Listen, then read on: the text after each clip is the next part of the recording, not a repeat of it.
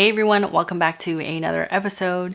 Today we're going to be talking about my experience purchasing sneakers off Whatnot. Let's jump into the discussion.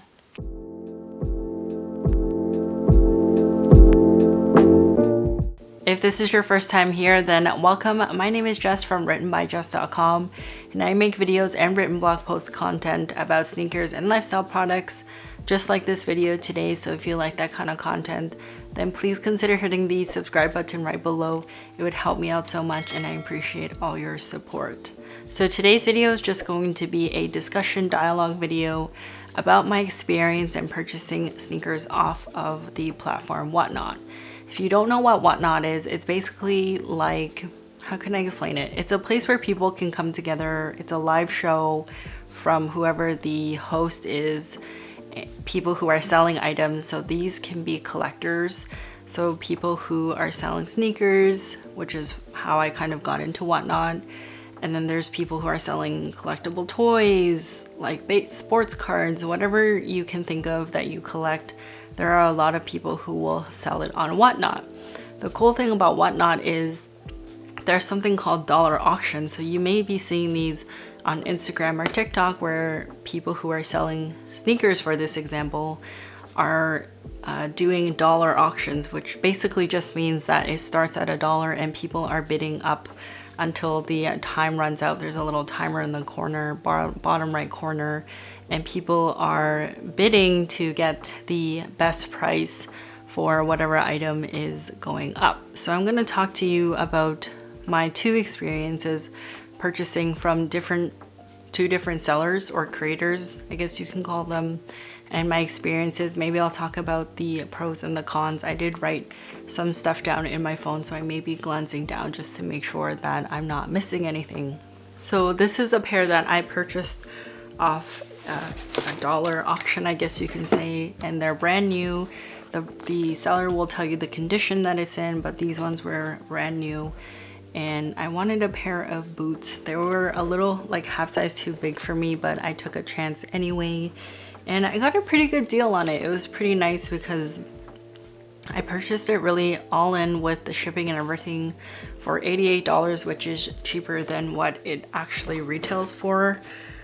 I don't know what it actually, like the exact amount that it retails for, but when I checked it online, it was definitely less. Not like significantly less than what it retails for, but it was still less than what I would have paid if I just purchased it online from a retail store.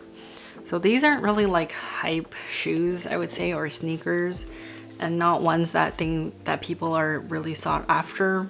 I got a good price for it, so I think that's a pretty good pro for this platform, and able to get some items that are a little bit cheaper and not super hype, or things that people are really looking after.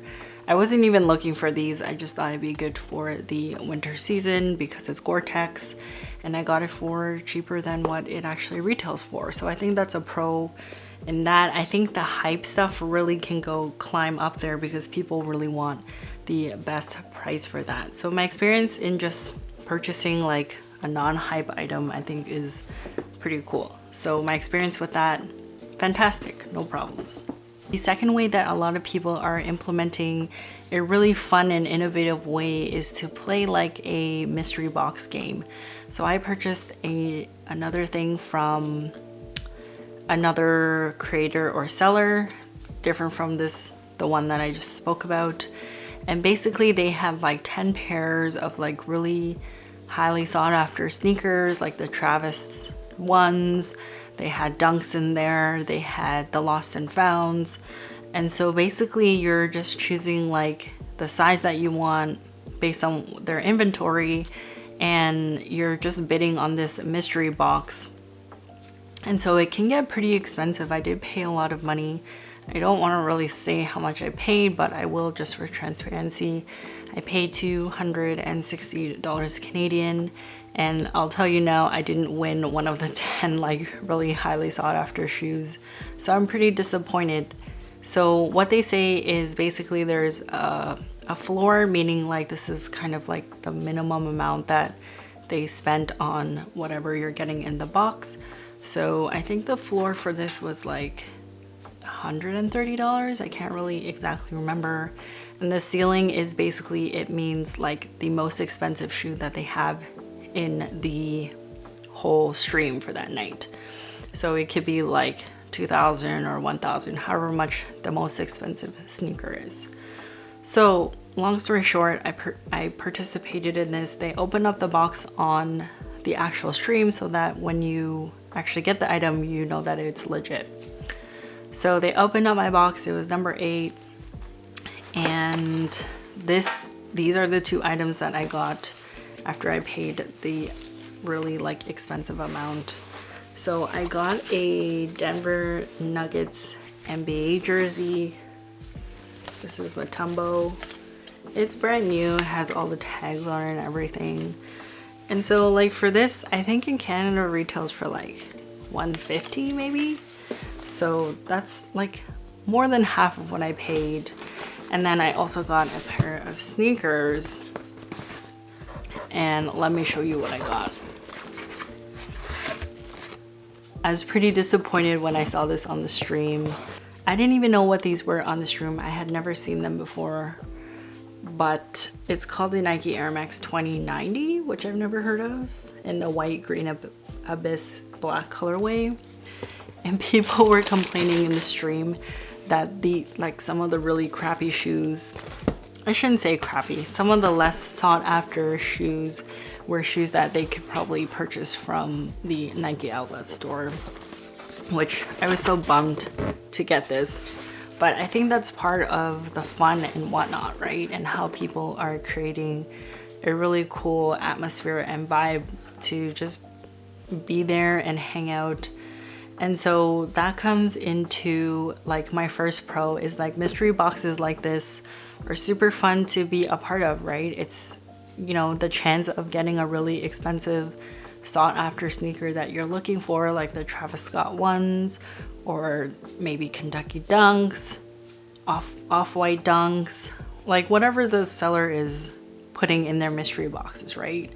So I think that's a first pro. The second pro is that when you purchase one item and the seller has other items that are like another pair of sneakers or like a jersey or clothing, like a hat or t-shirt, like you definitely want to try and purchase those things because those will definitely go under retail. Your shipping costs will be a lot cheaper, and that's something to consider. If you're already purchasing one, maybe do some add-ons if it's worth the price for you. The third pro that I thought of was that Canadians actually don't pay any sales tax right now because I believe Whatnot started in the US. So there's no sale tax, but I'm sure that's going to be implemented soon because even on Etsy and eBay that they've already implemented that earlier this year. So things are a little bit more expensive for Canadians. But as of right now, there's no sales tax. You're just paying the conversion rate plus the shipping rate, which for some sellers, they're doing international. Some sellers are just doing local US giveaways.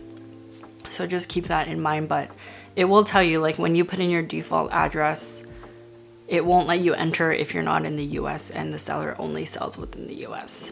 So some cons that I thought of were that people are bidding just to bid, I think sometimes. And that's really annoying because a pro tip, like you don't really want to bid if you know that something is really highly popular. So say the person's like showing you the shoe, it's like a pair of Dunks that people like there's no point in bidding because you're just paying more than what, if you're bidding $1 at a time, right? Like you're adding $1 of your own money to the actual final price of that. So I would say bid closer to the end of when the time is ticking so that you can, you know, get the cheapest price. And I know the bad thing about this is that people will just bid, and then it just jacks up the price, which is probably a reason why you're not getting a shoe that much cheaper than it is retail, or it's just going for an enormous amount for like, you know, Alma Manier 3s or something like that. Like people are really like really want that sneaker, right? So they're just bidding just to make sure that they're trying to win. But just remember, like, especially for those Canadians, like everything is priced in US dollars. So it will be converted into Canadian, which is a little bit more right now. So the $88 I spent on the Converse, I didn't actually spend, it didn't seem like I was spending that much because it was in US dollars. I think it was like 60 bucks US. So just keep that in mind as well. The other thing that I don't like about, it's not really Whatnot, it's more really about the format, is the mystery box format is really fun. And I really enjoy it because you just never know, right? Things just kind of happen. And so the like floor that some of the people are saying, say it's like 130 bucks, it may not be reflective of like the items that you're buying, right? Like the people who, when I participated in this, they actually like know someone at this company, Mitchell & Ness, I believe. So they probably didn't pay full price for this. If people are correct and they're buying these from the outlets, there's no way that people, you know, this is like worth $130 in total, right? Like they're going off the retail price of certain things. But I know for sure that these people are not paying retail for these items here. Remember, they're a business and they probably get things for a lot cheaper. Because why would you be on this platform if you're losing money, right? You want to be able to always make money as a business. That's just my common sense and my thoughts, but I could be wrong. So that's another con for me, is like you're taking a chance, right? And I think that is the whole point of enticing people to purchase a mystery box, is the chance of actually winning something that is the ceiling of like $1,000 or 800 bucks or whatever the ceiling is for that stream. So those are like the pros and cons that I kind of thought of. My experience with Whatnot in general is really positive. People are shipping things out very quickly. Whatnot actually produces the shipping label, so there's no issues there, and has been really, really positive. I think it's a great community to come together and speak with those in a niche that you're really interested in, whether that's, you know, baseball cards or sneakers or clothing, you know, collectible toys, things like that. It's just a good way to get to talk with people. And when you enter this, when you go to streams that you are like used to and going to often, like you kind of get to know these people, which is really, really awesome. And also, like, the other cool thing is a lot of the streamers will actually give away some stuff. So why not, you know, hang out, chill out, put it on in the background and see if you can enter to win a giveaway while you're watching the peeps in the video. So that is just a really cool thing. And I think the sense of community is really what Whatnot is going for, which I totally feel when I enter a live show.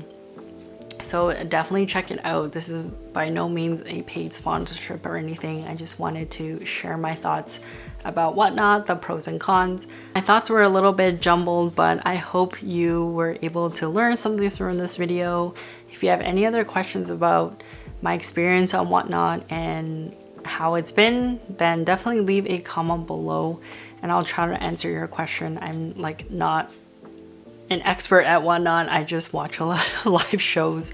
I like watching it in the background, and I get super happy when people are able to hit on the major prize if it's a mystery box show, because how fun is that? Like, I think that's half the fun in some of these mystery box shows, especially for like sneakers, because there are so many sneakers out there that people want and are worth a lot of money. Those are my thoughts for today. If I think of anything, I will add it in my blog post, which will be coming out soon, about Whatnot.